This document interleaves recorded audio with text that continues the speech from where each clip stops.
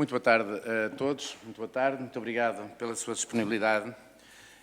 Dar aqui só uma ou duas informações. Estamos aqui perante uma petição número 64, em que o assunto é o pedido de desbloqueio da manifestação de interesses por todas as pessoas que já estavam no país desde a criação da nova lei. Foi admitida e deu entrada na Assembleia da República a 18 de julho de 2024, sendo que tem 2.325 assinaturas e sendo a primeira peticionante a dona Juliette Cristino. Dar também só aqui uma informação. Eu irei dar a palavra para uma intervenção inicial em que tem 10 minutos. Depois, os grupos parlamentares, através dos senhores deputados, terão aqui intervenções entre 6 e 4 minutos e, no final, será dada novamente a palavra à dona Juliette para uma intervenção final de 10 minutos. Está bem? Muito bem. Vamos então, vou-lhe dar a palavra, se fizer o favor, tem 10 minutos. Obrigado.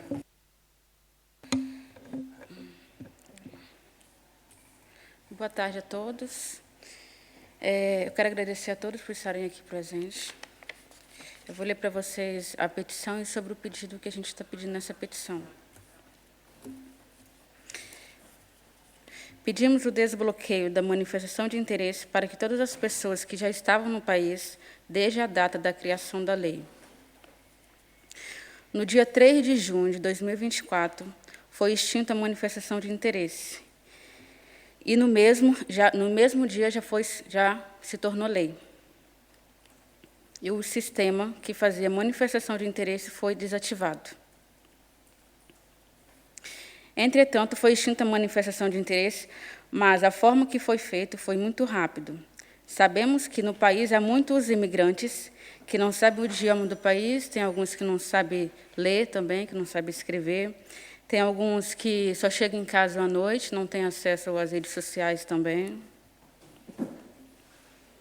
E entre várias situações.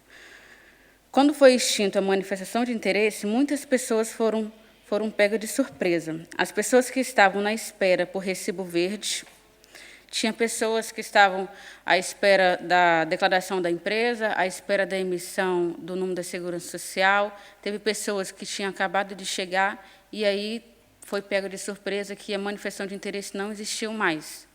E hoje não tem um tipo de sistema para que essas pessoas que estavam antes da lei façam o seu processo.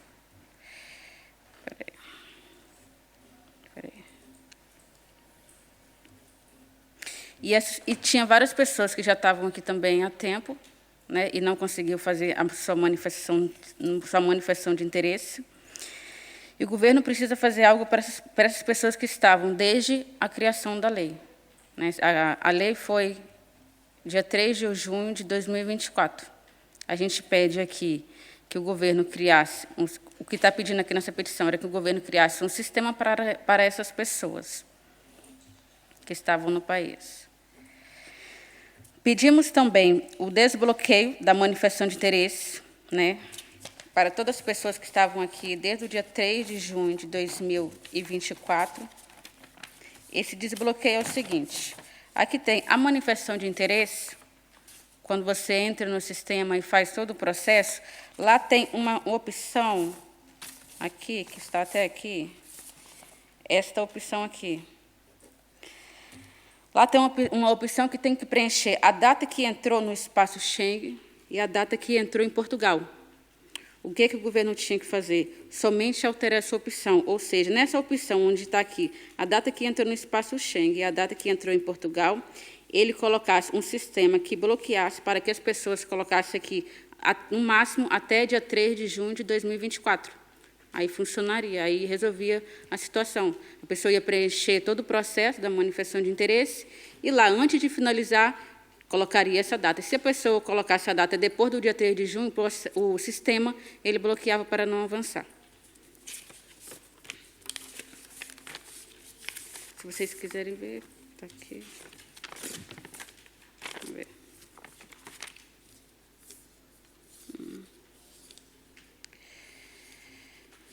E pedimos também aqui, nessa petição, para que seja regulamentado a alteração da nacionalidade.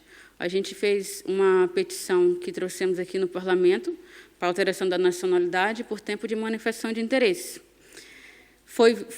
Já é lei desde 1º de abril de 2024.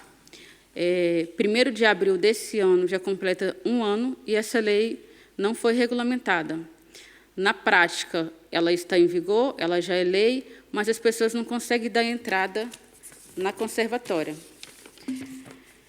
A AIMA, Agência de Integração e Migração de Asilo, já reconhece essa lei, já emite a certidão de contagem de tempo com base nessa lei, mas o IRN não aceita para dar entrada na nacionalidade. Na prática, só consegue dar entrada na nacionalidade se tiver um advogado. Se tiver um advogado, o advogado dá entrada com base na nova lei.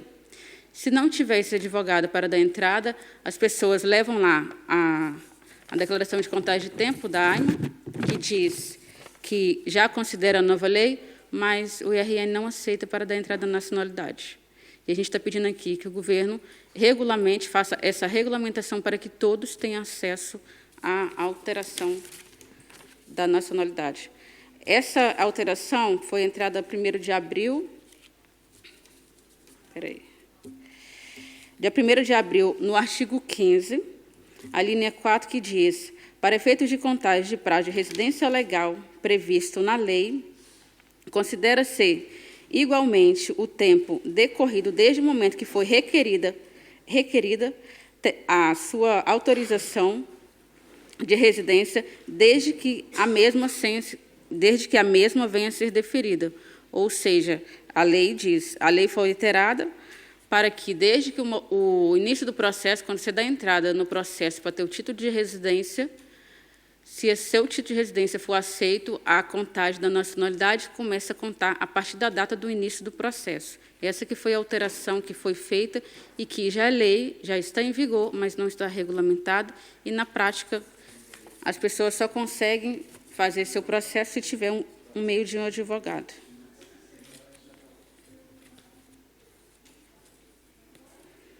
Bom, essa é a minha causa, e se quiser fazer alguma pergunta, tá bem? Terminei. Muito obrigado. Vamos então agora aos grupos parlamentares e iniciamos pelo Partido Socialista. A senhora deputada Ana Sofia Antunes tem 6 minutos. Muito obrigada, Sr. Presidente. Senhora peticionária, muito obrigada pela vossa presença aqui hoje e pelas questões que nos trazem. Designadamente este tema, que é um tema muito sensível e que se prende com a alteração que foi feita à Lei 23 de 2007, através deste Decreto-Lei 37/2024, publicado a 3 de junho último, e que procedeu à revogação da manifestação de interesses, tal como vinha sendo aplicada e executada nos últimos 7 anos, no momento em que esta alteração foi feita. De facto, esta lei teve entrada em vigor imediata e, portanto, verificou-se aqui uma quebra de legítimas expectativas, nomeadamente relativamente àquelas pessoas que estavam em território nacional, que aqui tinham chegado, muitas delas que estavam já profissionalmente integradas, mas que, por alguma razão, não tinham conseguido ainda proceder à submissão do seu pedido da manifestação de interesse. Essa foi uma situação assinalada desde o primeiro momento por diversos grupos parlamentares, ou seja, que estas situações de quebra de legítimas expectativas tinham de ser acauteladas. Entretanto, a Assembleia teve a oportunidade de legislar sobre esta matéria, até através de uma iniciativa da Iniciativa Liberal, passo a redundância, a qual veio a cautelar um conjunto significativo destas situações, permitindo que todas as pessoas que estivessem a esta data, portanto, à data de 3 de junho, já em território nacional e que pudessem efetivamente comprovar que já estavam a trabalhar e, portanto, a realizar os seus descontos, que tivessem pelo menos um mês de descontos realizados, poderiam ainda assim submeter a sua manifestação de interesse. Este regime foi aprovado e, portanto, este regime transitório está em vigor. Entendemos que, de facto, com isto foi possível acautelar uma larga maioria das situações que haviam ficado penduradas, com vidas em suspenso por esta razão. Admitimos, obviamente, que existam situações, e elas são sempre diversas e as mais variadas que possamos conhecer, em que, efetivamente, por alguma ordem de razão, a pessoa ainda estivesse colocada profissionalmente há muito pouco tempo e, portanto, ainda não pudesse, de alguma forma, aceder a este regime. Relativamente às outras preocupações que aqui nos trazem nesta petição, a primeira delas relativamente à regulamentação desta nova forma de contabilização do prazo para a aquisição da nacionalidade, resultante ainda de uma lei aprovada no decurso da 15ª legislatura, a mesma, tendo sido publicada a 1 de abril de 2024, carece efetivamente de regulamentação. Ou seja, ela está em vigor, efetivamente está em vigor, carece de eficácia jurídica, porque não conta com o instrumento jurídico de regulamentação que cabe efetivamente ao Governo de acordo com o texto da lei. Ora, um ano envolvido, esse instrumento regulamentar continua a não existir, não foi aplicado, o que continua a deixar vidas em suspenso. E, portanto, esperemos agora que esta situação possa ser, a breve trecho, acautelada, para que as pessoas possam efetivamente exercer este direito que é seu, que nos assiste e que está estatuído em lei. E relativamente às demais preocupações que nos trazem aqui, mais concretamente quanto à questão do regime dos vistos e das autorizações de residência CPLP, compreendemos efetivamente as vossas legítimas expectativas, não deixando todavia de assinalar que sempre foi a opção de Portugal, e a meu ver legítima, de ter aqui um regime mais favorável para os cidadãos dos países de língua oficial portuguesa, pelas razões históricas e culturais que efetivamente nos unem. De todo modo, o nosso agradecimento pela vossa presença aqui e pelas questões que nos trouxeram. Muito obrigado, Sra. Deputada Ana Sofia Antunes, e passo de imediato ao Sr. Deputado Nuno Gabriel, do Partido Chega. Tem a palavra, Sr. Deputado. 4 minutos. Obrigado, Sra. Presidente. Quero cumprimentar aqui a peticionária, Júlia Cristino, e queria começar aqui por não perceber ou não concordar com um dos pedidos e uma das afirmações que aqui fez, nomeadamente o ponto 4, quando diz que quem levar um advogado, a coisa fica resolvida. Quem se apresentar na AIMA sem advogado, a coisa não fica resolvida. Se a lei não está em vigor, ou está em vigor, mas não está regulamentada, nem com advogado, nem sem advogado. Não sei se quis mesmo dizer isso, ou se fui eu que não entendi bem, mas depois no final explicará, ou a ver se eu consigo perceber, mas ipsis verbis foi aquilo que disse. Bom, vamos lá ver. As manifestações de interesse resultaram de uma ilegalidade. Vamos tratar as coisas como elas são, independentemente de depois cada um poder pensar, tirar ilações, achar que é bom ou mau. É factual. As pessoas vinham para Portugal com um visto de turismo e ficavam cá. Isso foi-se perpetuando durante algum tempo e levou a que nascessem as manifestações de interesse. Elas nascem de uma ilegalidade, de uma falta de respeito pelas entidades e autoridades de um país soberano que é Portugal. Gostaria de começar com esta, no fundo, situar bem aqui a questão, no meu entendimento. há que entrar legalmente em qualquer país. Em Portugal também. Há que seguir os trâmites e os requisitos para o efeito. Gostaria também de dizer que a lei salvaguardou os pedidos pendentes. Os pedidos que, à data, a entrada em vigor desta lei, que pôs fim à manifestação de interesses, salvaguardou quem já tinha dado entrada de documentação, de quem já tinha dado início ao pedido de manifestação de interesses. Isso foi salvaguardado. Portanto, definir bem aqui esta diferença. Uma coisa é os casos em que já tinha sido dada esse passo inicial da entrega da primeira documentação. Está salvaguardado. Outra coisa é quem estava cá ilegalmente, reitero, não há outra palavra, é ilegalmente, e não tinha dado entrada de qualquer documento. Portanto, a todos aqueles que estavam cá de forma ilegal e que, à data da entrada em vigor desta lei, não tinham dado entrada de qualquer tipo de... ou o início do procedimento, do processo da manifestação de interesse, só há uma coisa a fazer. Isto pode parecer frio de ouvir, mas nós temos que ser sérios e temos que analisar as coisas como elas são, não como gostaríamos que fossem, às vezes.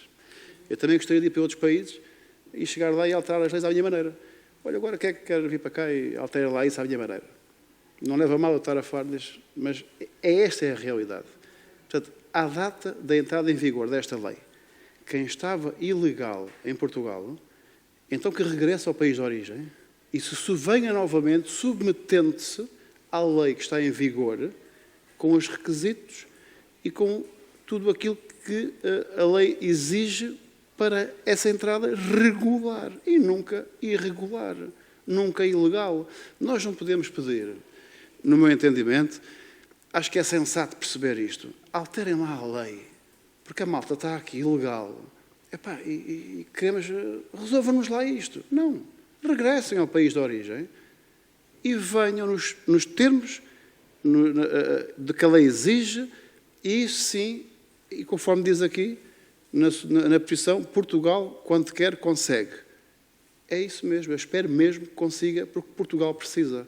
Não leva mal que eu lhe diga isto, eu ouvi a sua intervenção com muita atenção, sem muito gosto, mas com atenção, respeito muito essa sua opinião, agora discordo em absoluto, e acho que não faz qualquer sentido, é absurdo até, vir aqui pedir para alterar uma lei. Obrigado, Sr. Presidente. Muito obrigado, Sr. Deputado Nuno Gabriel. Tem a palavra o Sr. Deputado António Filipe, do Grupo Parlamentar do PCP. Muito obrigado, eu vou ser muito breve. Cumprimento as peticionárias. Nós naturalmente lemos a petição, damos a melhor atenção. Nós tivemos um posicionamento muito crítico relativamente à alteração legislativa que este Governo fez, relativamente às manifestações de interesse, e lamentamos a situação em que se encontra a administração pública em Portugal no que se refere ao andamento dos processos relativos a cidadãos estrangeiros que vivem em Portugal, que cá trabalham e que, por inércia das autoridades administrativas, não conseguem resolver o seu problema de regularização. Naturalmente que esta legislatura está a terminar, a petição não vai caducar e, portanto, ela vai continuar a ser apreciada após as próximas eleições e, portanto, daremos o melhor acompanhamento a esta questão e procuraremos continuar a intervir no sentido de que se encontrar uma solução que permita que as pessoas que estão em Portugal a trabalhar, que as suas famílias possam ter a sua situação legalizada, porque aquilo que nos preocupa em matéria de imigração é a imigração ilegal. Nós pensamos que o país precisa de imigrantes a trabalhar legalmente, que são bem-vindos, que devem ter os seus direitos respeitados e que se deve encontrar a solução para que as pessoas que entraram em Portugal legalmente, porque as pessoas que recorreram à manifestação de interesse não entraram ilegalmente em Portugal, entraram em condições legais e depois requereram a sua legalização em Portugal ao acordo de uma disposição legal que a permitia, e que não foi por acaso, correspondeu, aliás, até a solicitações vindas, digamos, dos meios empresariais, Parece-nos que a alteração abrupta deste mecanismo legal não foi positiva e procuraremos, naturalmente, continuar a acompanhar esta discussão no sentido de que a política migratória em Portugal seja justa, pragmática e que respeite os direitos das pessoas. Muito obrigado. Muito obrigado, Sr. Deputado. E passo novamente a palavra, então, à Sra. Juliette Cristino, que tem 10 minutos para terminar agora com a sua intervenção.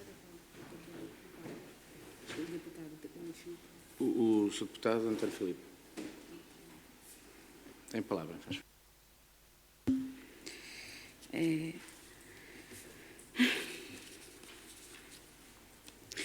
Eu vou responder a primeira pergunta do Partido Socialista, né, referente à alteração, né,